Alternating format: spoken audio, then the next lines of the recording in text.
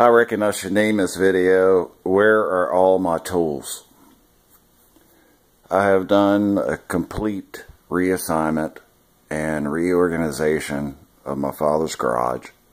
And just like any man who has a lot of stuff, after many years of collecting stuff, you tend to know where it's at once you've been at a residence for a long time.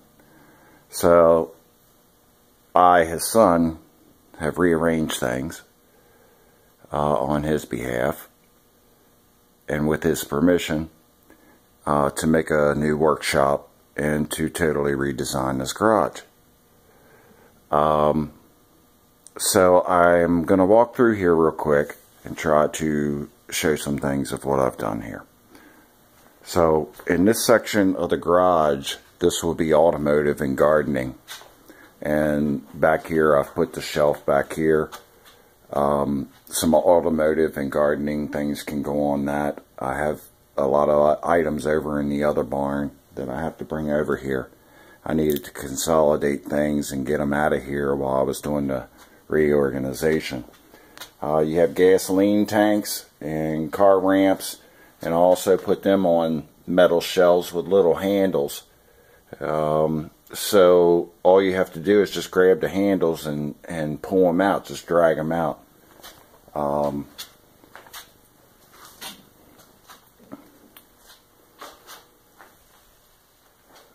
Also hung this up so you can hang all your tools on the wall, and all the oil cans for recycling oil from the cars when you change your oil are up there.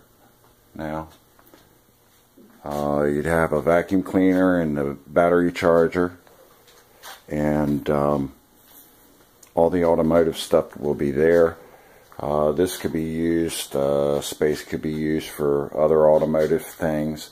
You also have a shelf down here, and diesel fuel will be stored underneath this shelf here, workbench.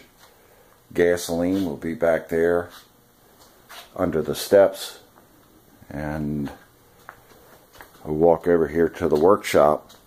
And last night I was in a MacGyver mood, and I decided to do something with this vacuum system over here, because I realized even though he has a separate Grizzly brand vacuum system, which you can see back there on the back wall, I wasn't too sure how I was going to be able to do it with the chop saw of gathering the dust, because that thing really does kick out a lot. So I saw this and I said, well, this can go right into the chop saw. And I just need to, it's got probably, I don't know, a 10-foot hose on it. And it was usually wrapped around this. And all the little tools were up on the shelf, falling off onto the floor all the time. And so I made a pulley system, sort of like, I guess, the old gas pumps. Put it up there on the roof, trusses, and then I have a weight down here, and then all you have to do is just pull it when you need a little extra length. The ramps for the four-wheeler I put up here by the window, and there's a clamp up there and a clamp on the bottom to help secure this place and to get this ramp out of the way. Benches are in pretty good shape here. I managed to put some equipment down under here, the generator, an extra air storage tank, and the battery charger. And there's tool buckets right there. And then underneath here is a shelf. You have some electric tools, power tools over there. And then all the rest of his hardware. It's all been divided up into screws, nails, and then nuts and bolts, and regular type hardware. so he knows where to go to look for the stuff instead of searching around everywhere. This would just be an extra space. Actually, I think the planer might end up going in there, since the other bench will go over on the other side. And he picked up some different piping.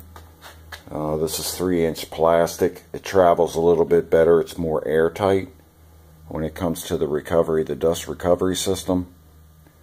And I'm going to take down this metal stuff here and then put some joints that we have here in certain positions along the way, along this wall, so he will be able to collect dust from the machinery.